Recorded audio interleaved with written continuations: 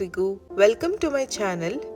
ನಾನು ನಮ್ಮಮ್ಮ ಇವತ್ತು ಟೆಂಪಲ್ ರನ್ ಮಾಡೋಣ ಅಂತ ಹೋಗ್ತಾ ಇದೀವಿ. ಚೆನ್ನಾಗಿರುತ್ತೆ, ಒಂಥರ ಪಾಸಿಟಿವ್ ವೈಬ್ಸ್.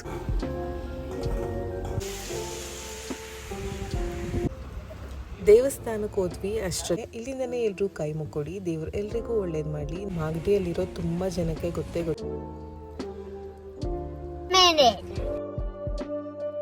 कैसा लगा मेरा मजाक?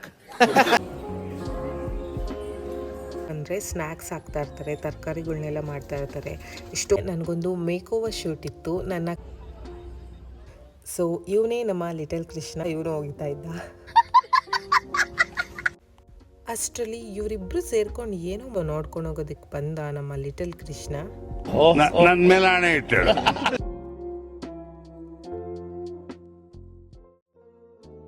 So this is our final look. ನಮ್ಮ ಇವು ಕೂಡ ಹಾಯ್ ಹೇಳ್ಬಿಡಿ.